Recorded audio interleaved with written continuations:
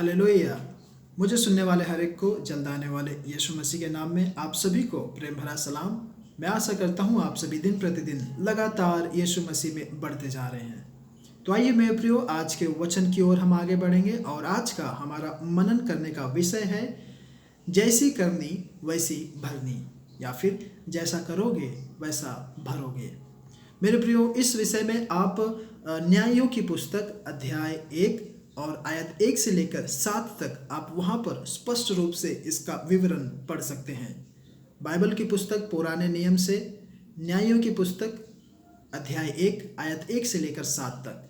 तो मेरे प्रिय, यहाँ पर हम देखते हैं अदोनी बेजेक नामक एक दुष्ट और हिंसक एक कनानी शासक है, और वह उन लोगों में से एक है जिसे इजरायलियों ने कई बार हराया है, या फिर इजरायलियों ने हराया। अदोनी बेजेक ने अपने यहाँ लगभग 70 राजाओं के हाथ के अंगूठे और पैर की अंगूठे को काट कर अपने मेज के नीचे जूठे टुकड़े बीनने के लिए मजबूर किया। और राजा अदोनी बेजेक इन 70 राजाओं को अपनी मेज के नीचे टुकड़े बीनते हुए देखकर बहुत ही खुश होता था। राजा उन कटे हुए अंगूठों को, या फिर उन राजाओं के अंगूठा काटने के 2 मुख्य कारण थे। सबसे पहली वह यह कि उन लोगों को वह बेइज्जती करना चाहता था, या फिर उन राजाओं को जो 70 राजाओं के उन्होंने अदोनी बेजेक ने अंगूठे और उंगली काट के रखा, उनकी वह बेइज्जती करना चाहता था। और दूसरा वह यह ताकि वे अपने जीवन भर भविष्य में कभी भी हथियार इस्तेमाल न कर सके। मेरे प्रियो, अदोनी बेजेक ने इस प्रकार के 70 राजाओं को बेजेक के महल में बंदी किया था। जहाँ पर अदोनी बेजेक रहता था, उसके ही महल में उन्होंने उन्हें बंदी करके रखा। यदि आप शुरुआती में पुस्तक पढ़ेंगे तो यहोशू की मृत्यु के बाद यहूदा और शिमोन के लोगों ने कनानी और परिज्जियों पर हमला किया और लगभग 10,000 पुरुष उन्होंने मार डाले।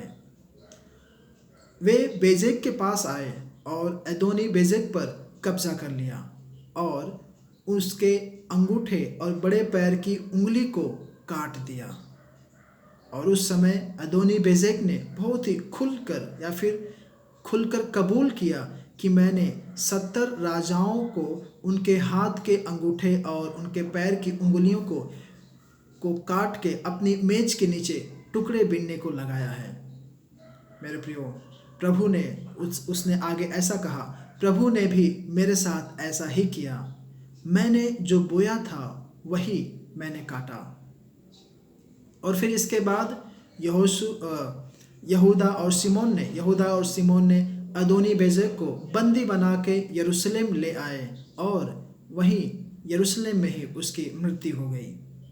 मेरे प्रियो, बाइबल हमें स्पष्ट रूप से सिखाती है कि अदोनी बेजेक ने जो कुछ बोया था, या फिर उसने अपने जीवन काल में जैसा किया था, ठीक वैसा ही उसे अपने लिए कटनी काटना पड़ा। उसने दूसरों के जीवन में दुख लिखा, परेशान किया, उनकी उंगलियों को काटा, तो उसका अंजाम आखिर में यही हुआ कि उसके भी उंगलियां काटी गई और उसे भी वह दुख झेलना पड़ा। तो मेरे प्रियो, हम अपने जीवन को बहुत ही बारीकी से नापें, बारीकी से हम तरासें कि क्या हम आज के दिन क्या बो रहे हैं। यदि आप मेरे प्रियो कोई गलत कार्य बो रहे हैं, गलत कामों में आप लगे हुए हैं, तो आप ठीक वैसा ही आप काटेंगे। लेकिन यदि आप भलाई को बो रहे हैं, अच्छाई को बो रहे हैं, भले कार्यों को बो रहे हैं, तो मेरे प्रियो जरूर आप वैसा ही आगे के दिनों में उसकी कटनी काटेंगे। तो होने पाए मेरे प्रियो हम अच्छी फसल बोएं, हम अच्छा कार्य करें और उन कार्यों में लगे रहें। परमेश्वर आप सभी को आशीष देंगे, अनुग्रहित देंगे। आइए हम आखिरी प्रार्थना करें। प्यारे अनुग्रहकारी दयालु प्रभु जी, धन्यवाद परमेश्वर इस सुंदर समय के लिए। यीशु राजा, हम तेरे नाम को ऊंचा उठाते हैं। जिस प्रकार से परमेश्वर अदोनी बेजेक ने परमेश्वर उसके पूरे जीवन काल में बुरा किया, और जिस कारण से उसके मरते समय में भी परमेश्वर उसके संग साथ बुरा हुआ, उसने जिस प्रकार से गलत कार्य किए, वह दुष्ट राजा था परमेश्वर, और उसके साथ भी दुष्टता के साथ व्यवहार किया गया। प्यार प्रभु जी प्रार्थना करते परमेश्वर हमारे इस पृथ्वी के जीवन में प्रभु जी राजा तुझे प्रसन्न करने के लिए तू सहायता मदद कर। प्यार प्रभु जी हमारे हर एक चाल चलन को परमेश्वर, हमारे हर एक सोच विचारों को सारा नियंत्रण प्रभु जी तेरे पवित्र और सामर्थी हाथों में सौंपते हैं। प्रभु जी तुझे प्रसन्न आने पाए, तूने हमारा सारा नियंत्रण अपने हाथों में लिया, धन्यवाद कहते हैं। इस पृथ्वी का तूने हमें नमक ठहराया, धन्यवाद कहते हैं। बहुतों के लिए एक आशीष और अनुग्रह का कारण बनाया, धन्यवाद प्रभु जी। प्यारे राजा तूने हम सबको आशीष किया, अनुग्रहित किया, धन्यवाद कहते हैं। और ये प्रार्थना विनती जल्द आने वाले यीशु के नाम से मांगता हूँ, आमेन आमेन। मेरे प्रियो, प्रभु आप सभी को आशीष करें, अनुग्रहित करें, आमेन।